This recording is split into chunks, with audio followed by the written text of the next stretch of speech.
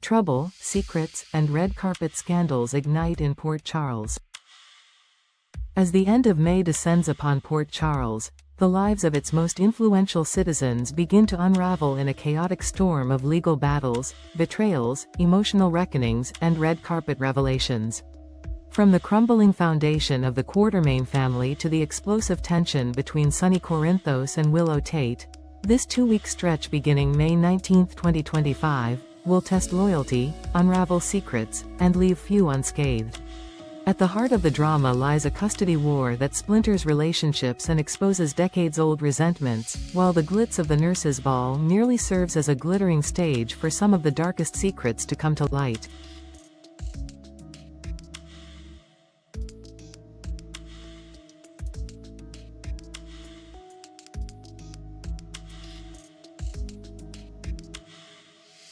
It all begins with Sonny Corinthos facing an unfamiliar sensation: desperation. For a man who built an empire on power and control, Sonny finds himself pleading, not with an enemy or rival, but with Willow Tate, the mother of his granddaughter. Michael Corinthos, her husband and Sonny's estranged son, remains absent during a critical custody battle. Sonny wants the hearing delayed until Michael can be present, insisting that Carly and Drew's legal maneuvering is inflaming an already volatile situation. He appeals to Willow's sense of fairness, hoping she will agree that Michael deserves the chance to defend his parenting before any permanent decision is made. It's a rare glimpse into Sonny's vulnerability, but it's also strategic, an attempt to isolate Willow from Carly and Drew, and reframe the matter as a private family affair rather than a public spectacle.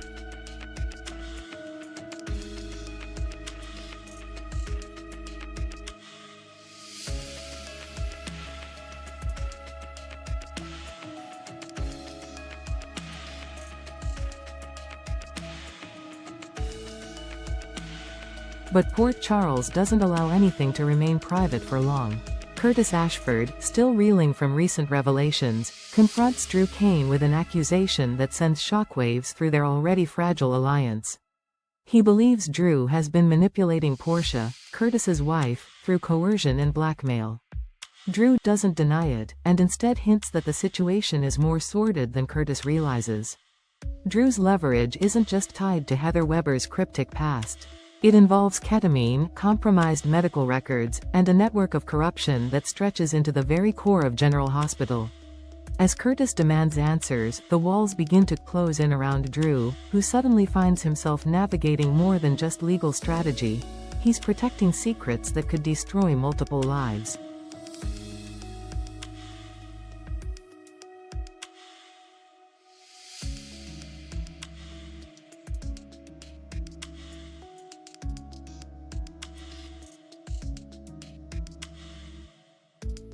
Elsewhere, a confrontation years in the making finally erupts. Nina Reeves, long teetering on the edge of emotional collapse, explodes at Carly Spencer in a confrontation that escalates rapidly. Fueled by resentment and jealousy over Carly's continued proximity to Willow and Michael, Nina's fury boils over when she suspects that Carly orchestrated the custody hearing. Carly, ever composed in the face of chaos, responds with biting disdain, triggering Nina's impulsive side. As accusations fly and threats loom, the line between past and present grievances becomes dangerously blurred.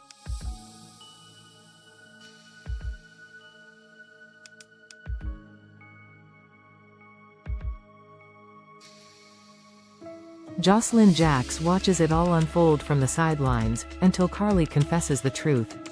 Jocelyn, unwavering in her loyalty to her mother, vows to support Carly's plan, no matter the cost. But Carly's confession isn't just about legal documents or courtrooms. It's about reclaiming control in a world that continues to pit her against both Nina and Sonny. Jocelyn's role may be limited for now, but her unwavering support will soon become a decisive factor in the battle ahead.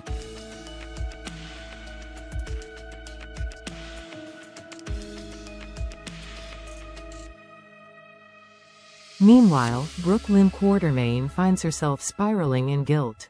Her confession to Tracy that she may have endangered Gio is more than a moment of vulnerability. It's the beginning of a reckoning. Gio's presence in Port Charles was never intended to trigger such turmoil, but secrets have a way of surfacing at the most inopportune times. Brook Lynn's worry is compounded by the fragile relationship between Gio and Dante. Unbeknownst to Gio, the man treating him with hostility is his biological father, a truth Brook Lynn has buried deep in hopes of protecting everyone involved. But as the clues begin to align and tensions escalate, Brook Lynn feared her silence may have caused more harm than good.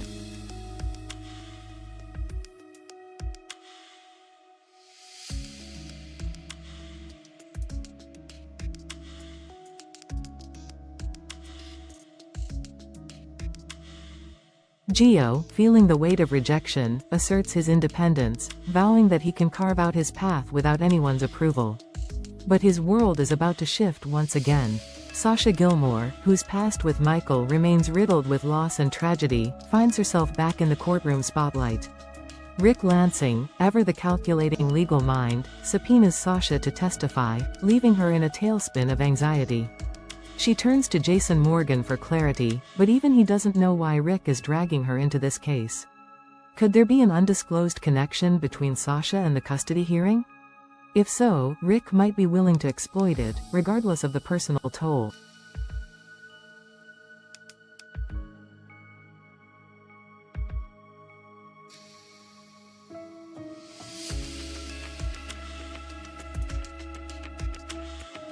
The search for truth takes a darker turn as Lulu Spencer begins her own investigation. Obsessed with uncovering Gio's true origins, Lulu refuses to let the matter drop. She's convinced that Brook Lynn knew the truth all along, that Gio is her biological son. Despite Cody Bell's pleas for reason and restraint, Lulu is relentless. Together, they dig deeper and uncover a disturbing fact: there are no official records of Gio's birth in Los Angeles in early June. Instead, evidence suggests a May birth, far away from where he was supposedly born.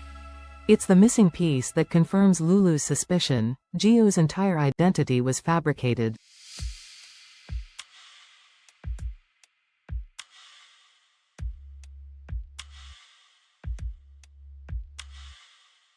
As the dramatic personal sagas unfold, the glitz and glamour of the nurses' ball offer little reprieve. On Tuesday, May 20th, Port Charles's elite walk the red carpet while the town braces for the latest scandal.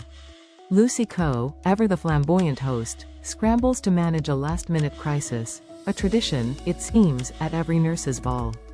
Between wardrobe malfunctions and stage disasters, Lucis Knight teeters on the edge of chaos. But this year, the stakes are even higher. Anna Devane, always working behind the scenes, crafts a plan that may involve either a surprise performance or something far more dangerous related to her ongoing investigation into Sidwell, a shadowy figure whose influence is spreading like poison.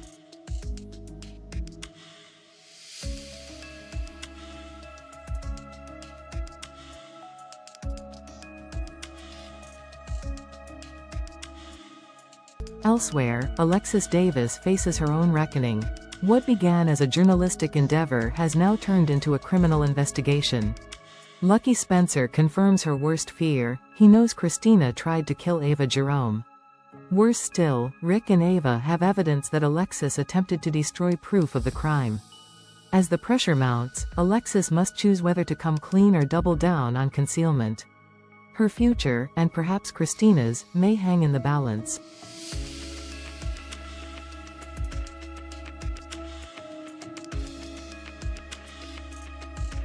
Through all of this, the secrets, the lies, the betrayals, one thing becomes clear: in Port Charles, the past is never truly gone. It lingers in hospital corridors, courtroom benches, and even behind the flashbulbs of a red carpet. And as this chapter closes, the wounds it leaves behind promise to fester, until someone, somewhere, finally dares to rip the bandages off.